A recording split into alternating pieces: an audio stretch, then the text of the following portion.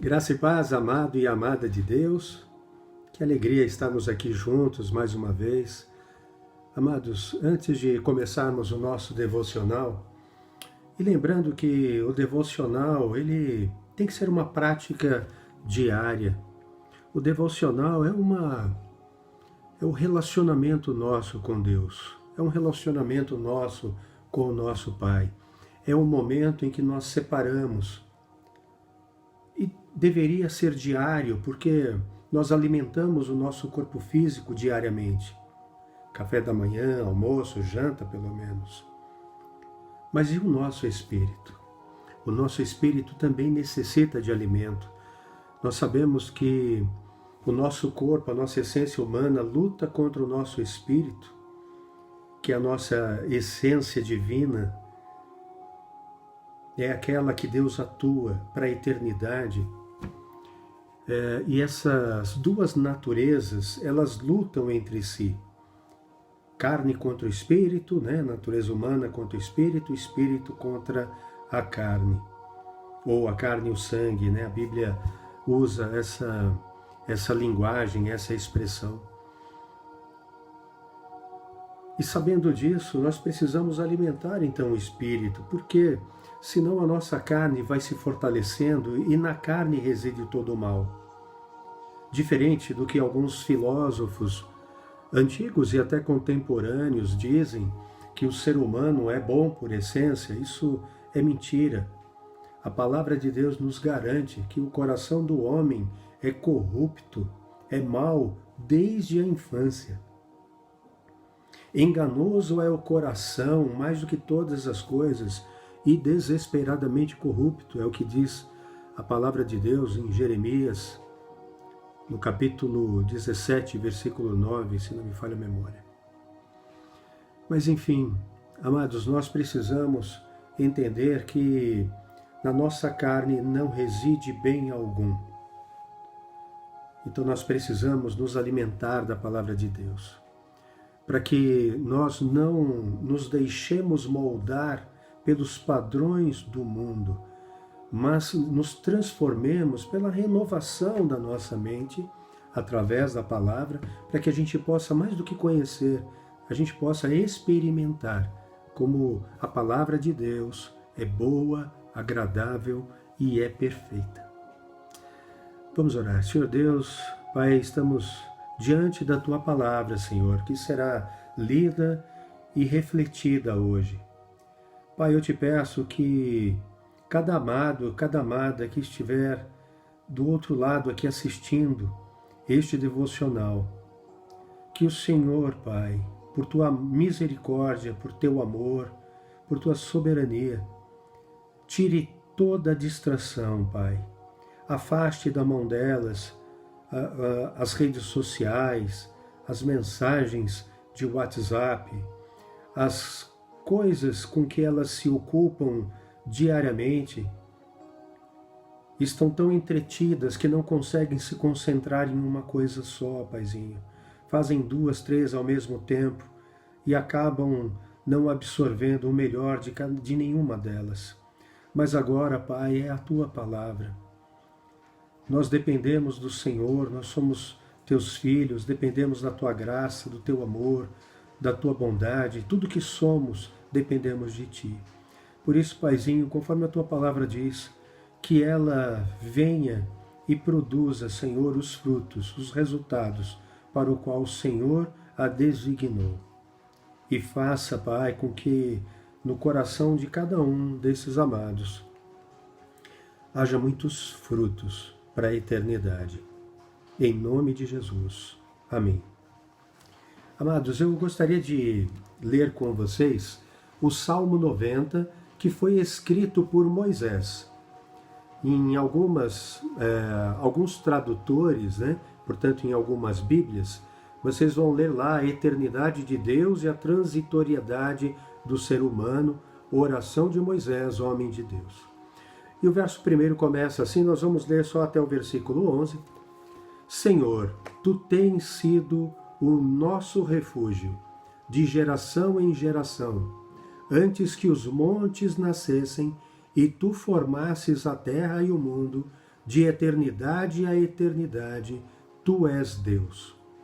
Tu reduzes o ser humano ao pó e dizes: volte ao pó, filhos dos homens. Pois 1000 anos aos teus olhos são como o dia de ontem que se foi, e como a vigília da noite. Tu o arrastas na torrente. São como um sono. São como a relva que floresce de madrugada.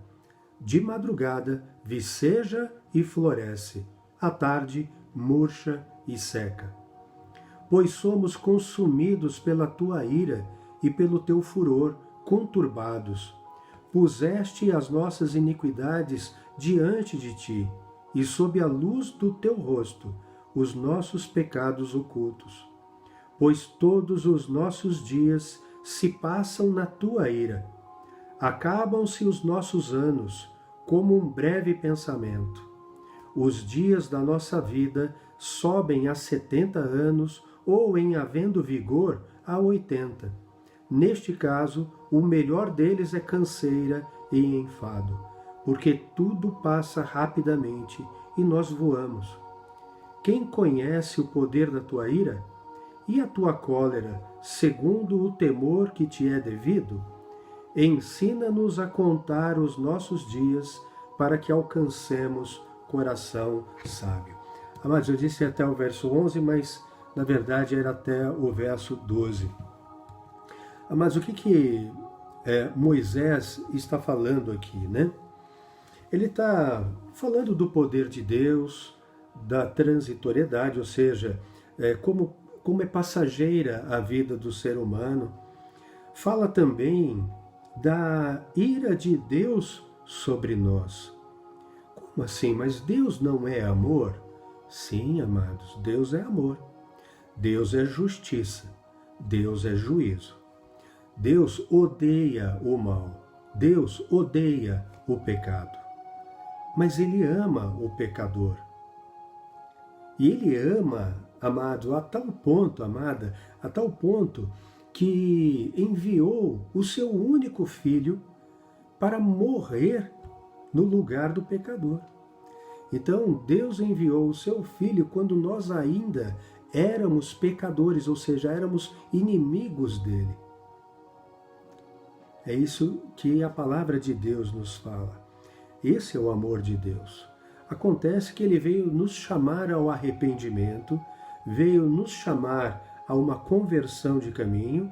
Nós estávamos contrário à sua vontade, vivendo conforme os prazeres deste mundo, muitas vezes prazeres pecaminosos. Não é todo o prazer que é condenado por Deus, mas aqueles que ferem o padrão moral da lei de Deus. E é fácil saber quais são, né? Deus coloca claramente na sua palavra. Palavra que, na verdade, não é um livro, não é a Bíblia, não é um simples livro, mas é o próprio Deus que fala conosco. E essa palavra um dia esteve entre nós, porque a palavra, o Logos, o Verbo, se fez carne e habitou entre nós, cheio de graça e verdade. Vimos a sua glória, glória como do unigênito do Pai. Evangelho de João, capítulo 1, versículo 14. Amados, então aqui fala dessa ira. E por que a ira de Deus está diariamente sobre nós? Porque nós pecamos todos os dias. É muito comum as pessoas olharem para assassinos, estupradores, assaltantes, e olharem para si mesmos e se acharem justos, se acharem bons, porque não são como os demais, que roubam, matam, estupram. Amados, acontece que Deus morreu por nós quando nós ainda éramos inimigos dele. Não adianta não roubar, não adulterar, não matar, se nós desobedecemos os pais, não os respeitamos, se nós cobiçamos o cônjuge alheio, se nós cobiçamos os bens do outro, sentindo inveja, se nós alimentamos uma ira no nosso coração ou uma mágoa, e isso aos olhos de Deus é semelhante a um assassinato. Segundo está lá no Evangelho de Mateus, no capítulo 5, quando Jesus Cristo faz ali o seu primeiro sermão, chamado Sermão do Monte, Sermão da Montanha, que está nos capítulos 5, 6 e 7 do Evangelho de Mateus. Se nós alimentamos desejos impuros com relação a outra pessoa, fora do nosso casamento, isso, aos olhos de Deus, é um adultério. Adulterou no coração. Se nós mentimos, e aí alguém vai dizer, não, mas é só uma mentirinha. Não, mas eu só dei uma olhadinha ali naquelas fotos que vieram pelo WhatsApp, não tem nada demais. E aí a gente vai dando desculpas para pecados. E se nós olharmos o que a palavra de Deus nos diz, no livro de Tiago, por exemplo, nós veremos que se nós guardarmos toda a lei, mas escorregarmos em um único mandamento, seremos culpados por todos eles. Então, amados, eu quero dizer a vocês o seguinte, que pelos padrões humanos, que não vale absolutamente nada para Deus, nós podemos até nos considerar bons e justos. Corremos o risco até de acharmos que não necessitamos da graça de Deus para termos a salvação. Achamos que é por mérito nosso, nós merecemos. Nós fazemos o bem, nós ajudamos os pobres, nós damos esmolas, nós vamos à igreja participar do culto, muitas vezes, achando que está cumprindo ali um ritual. Não, já cumpri a minha missão. Domingo fui na igreja, ouvi a palavra, cantei louvores. E aí eu saio da igreja e continuo na minha vida pela estrada larga, cheia de coisas erradas e pecados. Então, amados, eu quero dizer para vocês assim, a palavra de Deus garante, não existe um justo sequer. Todos os seres humanos pecados e carecem da graça, da glória de Deus. Então não corram o risco de se acharem melhores do que os outros. Então a ira de Deus está sobre nós por conta do pecado. Mas Deus nos deu uma saída. Deus ofereceu seu Filho para que, já que a lei não era obedecida, ninguém obedece à lei de Deus na íntegra.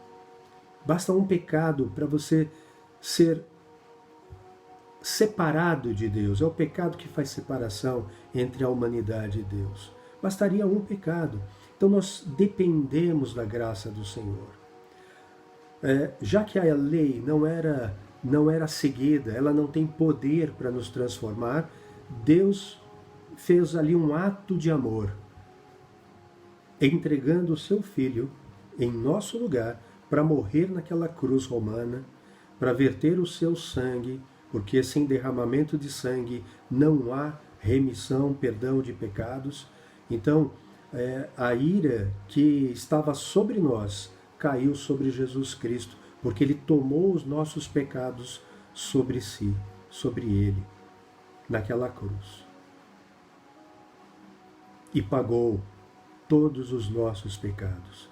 E agora, constrangidos por este amor, é que nós nos esforçamos para andar em santidade, para andar em obediência, para conhecer esse Deus maravilhoso que quer nos tirar daquela condenação eterna, da perdição eterna e quer nos levar para o seu reino de glória. Então, amados, quem vai para o inferno, e inferno existe, Jesus Cristo foi quem mais falou sobre ele, quem vai para o inferno é por ter rejeitado essa maravilhosa graça de Deus. E eu só estou aqui hoje compartilhando com vocês essa palavra bendita, por amor a Deus e por amor a vocês. porque eu não quero, amados, passar a eternidade longe da presença do meu Criador, do meu Senhor, do meu Deus maravilhoso. Eu sei que o que há preparado lá para aqueles que amam ao Senhor é algo que nunca penetrou na mente humana, no coração humano, os olhos humanos nunca viram o que há de maravilhoso ali. Mas a minha motivação maior é estar com Deus.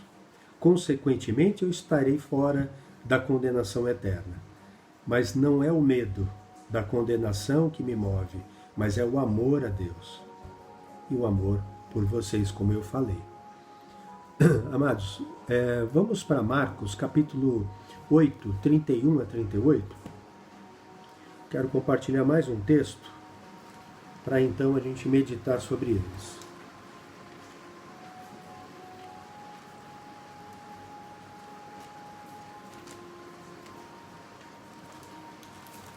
Marcos 8, 31 a 38. Amados, aqui o que eu vou ler agora, nós vamos ler juntos, lembrando aqui que aqui abaixo tem os textos bíblicos, né? Para vocês poderem acompanharem na mesma versão que a minha, que é a Nova Almeida atualizada. Começou a chover forte aqui, amados. Eu vou colocar o microfone para melhorar o ruído, tá bom? Assim a minha voz fica mais perto do microfone. Então diz assim, eu estava dizendo que o que nós vamos ler aconteceu logo depois que Pedro fez aquela confissão, e Jesus perguntava, né, quem as pessoas dizem que eu sou, né? E alguns dizem que o Senhor é João Batista, que o Senhor é Elias, que o Senhor é algum dos profetas. E aí Jesus interrompe e pergunta, mas e vocês? Vocês, meus discípulos, né? Vocês que me seguem, quem vocês dizem que eu sou? E aí então Pedro toma a frente e diz, tu és o Cristo, filho do Deus vivo, né? Isso está registrado também por Mateus, no capítulo 16.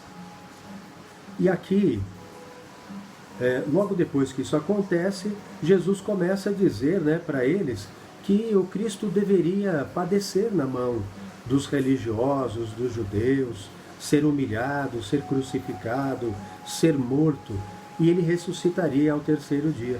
E Pedro então o chama de lado e o repreende por causa disso.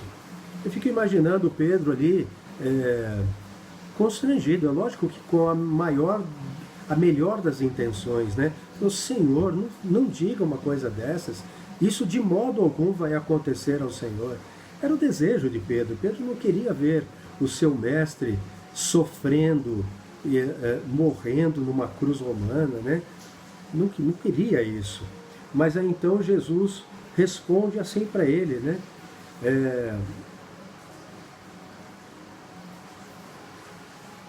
Eu acho...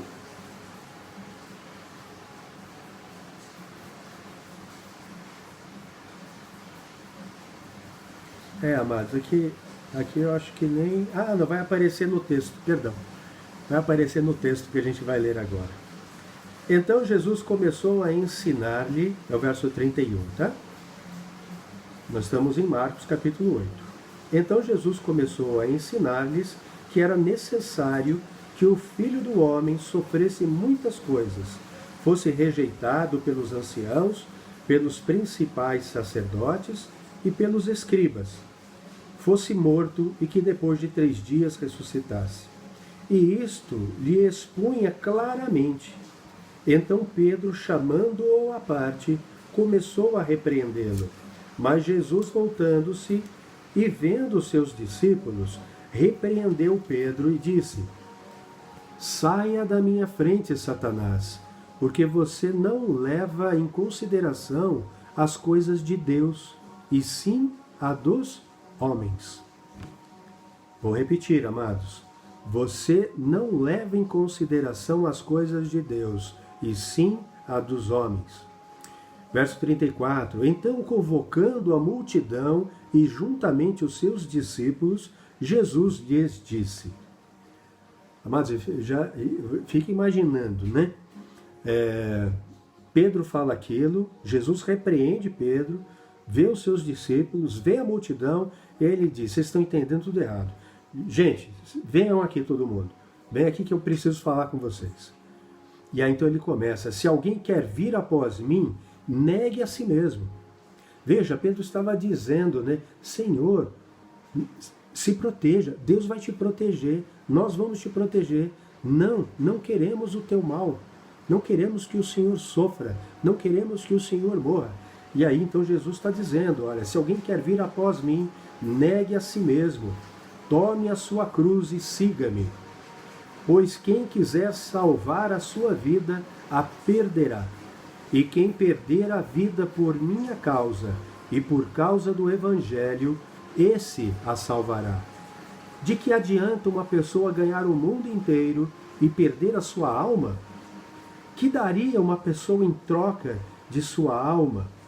Pois quem, nesta geração adúltera e pecadora, se envergonhar de mim e das minhas palavras, também o Filho do Homem se envergonhará dele, quando vier na glória do seu Pai com os santos anjos. Jesus então finaliza aqui falando sobre a sua volta, quando ele voltar. E ele voltará, amados. A Escritura é muito clara em afirmar isto. O Senhor mesmo afirmou isto.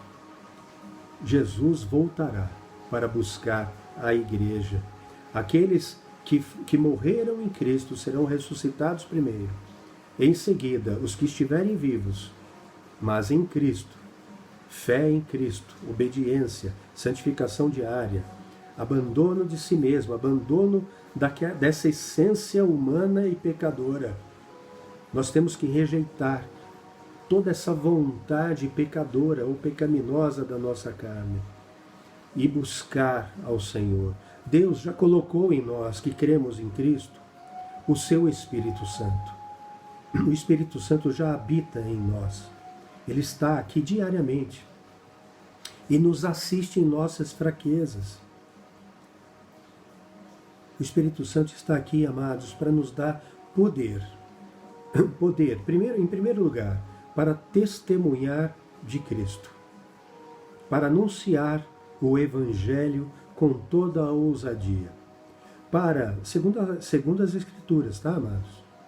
Para ter compreensão do pecado, da justiça e do juízo. Ele nos convence disso, para nos ensinar todas as coisas, para nos lembrar de tudo quanto o Verbo de Deus nos falou, a palavra de Deus, Jesus Cristo, as Sagradas Escrituras nos falou. É para isso que o Espírito Santo está conosco, amados. E ele nos dá então esse poder também para resistir às tentações. Lembrem-se que Jesus, quando ensinou os seus discípulos a orarem, ele deu ali uma oração modelo. E nessa oração modelo, ele vai falar de algumas coisas. Ele vai falar, venha a nós o teu reino. Então reina no nosso coração. Venha em nós o teu reino, Senhor. Reina em nós. Portanto, seja feita, Pai, a tua vontade na nossa vida e não a nossa vontade. Que a tua vontade prevaleça aqui na terra como ela é feita no céu pelos teus santos anjos. E lá no final ele vai dizer, não nos deixes cair em tentação ou na tentação. Porque a tentação veio sobre Jesus Cristo, mas ele resistiu a todas elas. Ele venceu o pecado e o mundo, e por isso venceu também a morte. A morte não poderia retê-lo. Mas nós não somos Deus. Jesus é Deus. E ele pede para que a gente ore diariamente, não nos deixes cair na tentação, mas livra-nos do mal. E amados, livra-nos do mal que há no mundo, mas principalmente livra-nos do mal que há em nós, que reside na nossa essência humana. Então Jesus é consistente em nos ensinar isso. E aqui ele está falando sobre essas coisas, né? o que é seguir Jesus. Para seguir Jesus, né, ir após Ele, nós precisamos negar a nós mesmos, negar essa essência humana, negar o pecado. Por isso, tomar a nossa cruz e segui-lo. Amados, a nossa cruz não é como a dele. Jesus carregou aquela cruz e foi morto nela por nós. A obra está feita. Eu não preciso fazer a mesma coisa, porque ele já fez. Se eu buscar sacrifícios para merecer a vida eterna, a remissão dos meus pecados, eu torno inútil a cruz de Cristo. Aqueles que buscam salvação pelos próprios méritos, perde o mérito da cruz de Cristo. É como se nós disséssemos: Senhor, o teu sacrifício não vale para mim, eu vencerei por mim mesmo. Misericórdia, Senhor. Misericórdia, meus amados. Cristo já fez a obra. Nós precisamos apenas aceitá-la. Quebrantar nosso coração, nos arrepender do pecado, nos converter ao caminho de Deus, buscar conhecê-lo e buscar então essa santificação diária, santificação sem a qual ninguém verá a Deus. É um trabalho de cooperação. Não que a obra de Deus dependa de nós. Não é isso. Mas a obra de Deus nos dá a condição de, pela fé, nós resistirmos às tentações e ao pecado. E mesmo que nós escorregarmos, nós temos um justo juiz do lado à direita de Deus, que intercede por nós, que é Jesus Cristo, o homem. Glória a Deus por isso, amados. A palavra de Deus é maravilhosa. Se eu lembrar, eu vou colocar todos esses versículos aqui abaixo, para que não pareça apenas a palavra do homem, do ser humano, que não vale nada, mas a palavra de Deus que não mente, que é eterna, que é poderosa.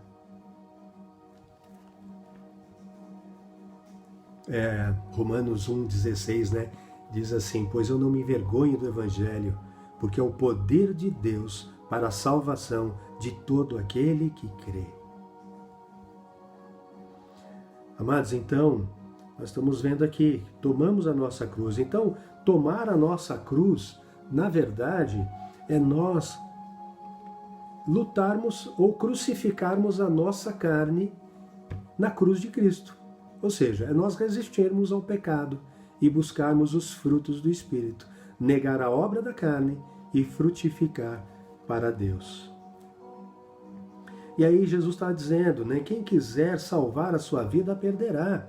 E quem perder a vida por minha causa e por causa do Evangelho, esse a salvará. Amados, perder a vida aqui, Jesus não está se referindo simplesmente se alguém virar para mim e falar assim, apontar um revólver e disser assim, negue a Cristo. E eu disser assim, não, eu não nego o meu Senhor e o meu Salvador. Eu não temerei o homem que só pode matar o corpo, antes eu temo a Deus, que pode tanto matar o corpo como enviar a alma para o inferno. E aí então eu morro por Cristo. Mas não é só isso.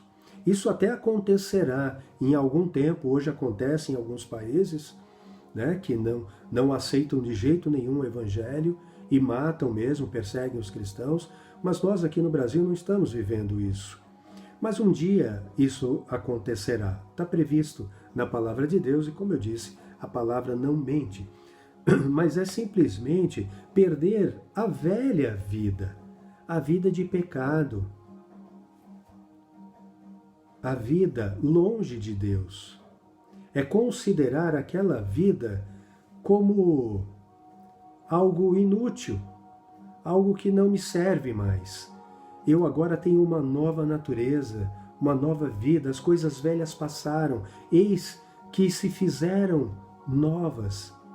Nós estamos em novidade de vida, amados. É uma nova vida na presença de Deus, seguindo a Cristo. Então nós não podemos nos envergonhar do Evangelho, como eu citei há pouco, que disse o apóstolo Paulo aos cristãos que estavam em Roma naquele tempo.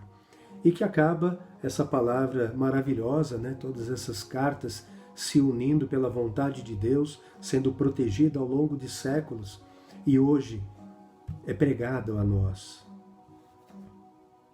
E aí Jesus vai dizer assim, no verso 36, de que adianta uma pessoa ganhar o mundo inteiro e perder a sua alma?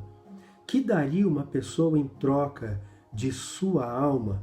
Pois quem nesta geração adúltera e pecadora se envergonhar de mim e das minhas palavras, também o Filho do Homem se envergonhará dele, quando vier na glória do seu Pai, com os santos anjos. Amados, vamos imaginar algo que eu acredito ser impossível. Mas vamos imaginar que nós, cada um de nós, individualmente, ganhássemos o mundo inteiro, todas as riquezas do mundo, todo o poder, e reinássemos sobre toda a humanidade. Então, todo o poder, toda a riqueza está agora na nossa mão. Amados, isso não vai fazer com que os nossos dias se prolonguem. Ele pode acabar daqui a 1 minuto, num infarto fulminante.